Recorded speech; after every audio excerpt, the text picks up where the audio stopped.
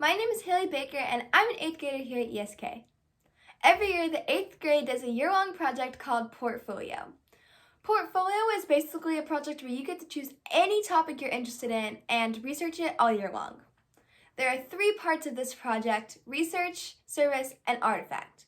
So for my service today, I decided to make a video for you guys telling you guys some benefits, facts, and showing you a few words and letters in sign language.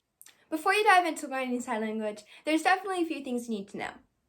First of all, sign language doesn't require you to speak. I personally found that super duper cool because most languages do require you to speak. And last year, I did some research on it and figured out that there are hundreds of different kinds of sign language. The one most commonly used here is ASL. ASL stands for American Sign Language, but there's other kinds like BSL, which stands for British Sign Language.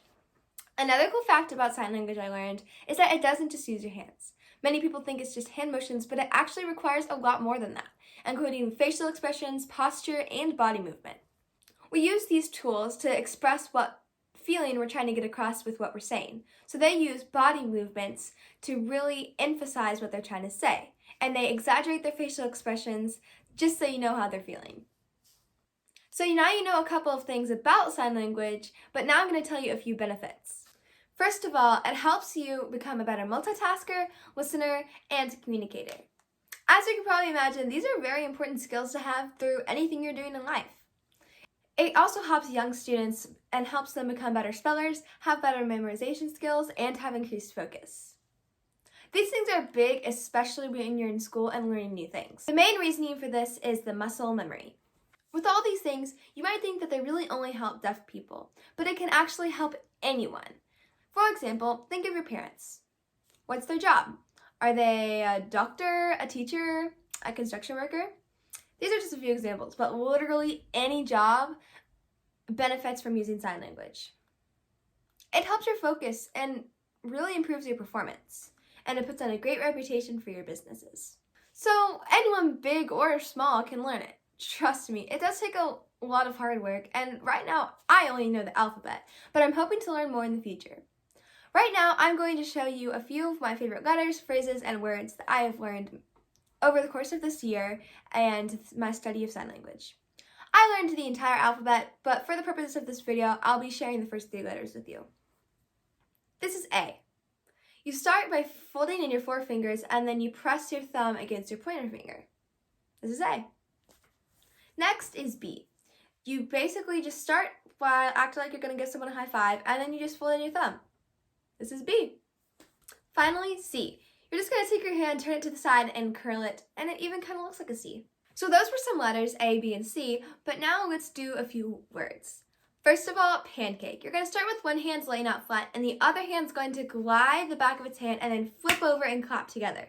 It's kind of like you're flipping a pancake. This is pancake. There's nothing that goes better with pancakes than bacon. So for bacon, you're going to take your 2 fingers and you're just going to move your hands apart like this. Like it's bacon sizzling on a pan.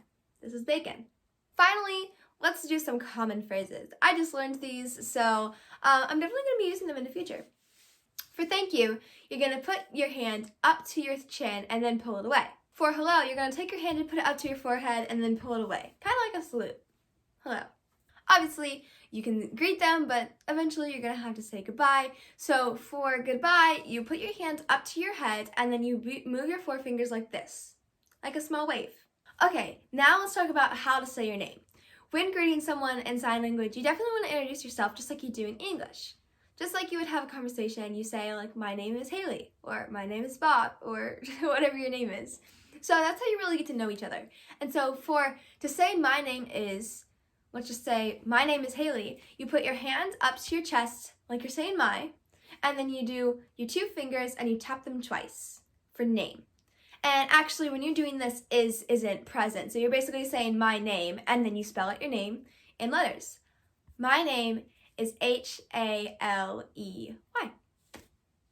So now that I've taught you guys some fun ASL facts and taught you a few different sayings and letters, I thought it would be really cool to show you guys my artifact. So an artifact, if you don't know, is basically an art piece that I create, and it's one of the 3 main points of this portfolio project. So for my artifact, I decided that I was going to do the entire ASL alphabet out of these wooden laser cut letters that I painted myself. As you already know, I taught you A, B, and C, but now let's learn the rest. After C comes D, and you put your 3 fingers down and your pointer finger points up and your thumb barely touches your middle finger, and this is D. After D comes E, and for E you just rest your 4 fingers on top of your thumb, and like many ASL letters, they look like the ones that we would write on paper in English. Then you have F, and you put your pinky ring and middle finger up to the sky, and then your thumb and your pointer finger tap together. Then G. For G, you put those same 3 fingers down and you hold your pointer finger out to the side and your thumb just rests right below, and this is G.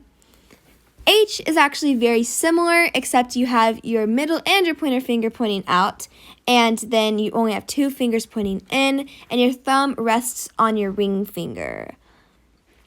After H comes I, and for I, you put your pinky finger up, and your other 3 fingers are folded down, and your thumb overlaps those fingers. J is the same thing, but this dotted line that you see here represents the swooping motion because it is an I, but you move the I in the shape of a J, as if you're drawing a J in the air with your pinky finger. After J comes K. This one might look a little confusing, but it's a lot easier than it looks. You put your ring and your pointer finger down, and you make a peace sign. And instead of crossing your thumb over those fingers, you put it in between the 2 that are facing upward. Next is L, and for L, you just make an L with your hand, so those 3 fingers go down, and your pointer finger and your thumb are out in the shape of an L. After L, you have M, and M is you fold your first 3 fingers down, and your thumb slides under them, and it is in between your pinky and your ring finger, and as you can kind of see, those 3 fingers kind of represent the 3 humps of an M. After M comes N, and it's basically the same thing, except your finger slides in between your middle and ring finger instead of your pinky and ring finger, and it only has 2 fingers folded over the thumb. After N comes O, and you tap your pointer finger and your thumb together, and then you curl all of the other fingers behind that, and it looks like a little O. Next is P, and for P, you fold your 2 back fingers down, and you kind of tilt your hand downward a little bit and put your thumb in between your other 2 fingers. Next is Q. It's very similar, except only your pointer finger is out, so those back 3 fingers are folded down, your wrist is curved down, and you just have those thumb and pointer finger pointing out.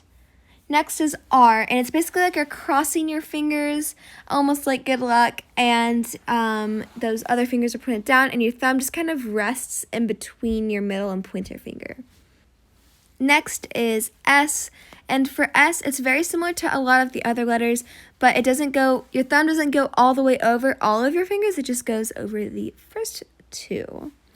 After S is T, and for T, you just stick your thumb in between your pointer and your middle finger, similar to M and N.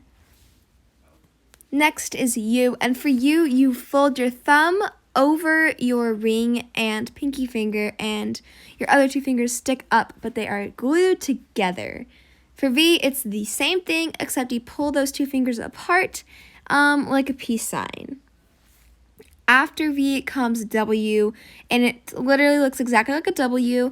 You just pull those 3 fingers up, and your thumb just rests on top of your pinky, almost as if you were counting to 3, but this is actually W in sign language. Next is X. For X, you rest your thumb on the side of your middle finger, and your pointer finger is curved at the top, and this is X. After X, you probably know, comes Y, and for Y, you just fold those 3 fingers down, and then your pinky and your thumb are out, and it looks like the top of a Y. finally, after Y comes Z. And for Z, you basically just put your thumb over your middle finger with your pointer finger sticking up, and you draw a Z in the air. Just like the J, you move your finger through the air. Overall, sign language is a beautiful language, and there's so much to get out of it. I hope you guys enjoyed this video and learned something new, and thanks for taking your time to stop by. Bye!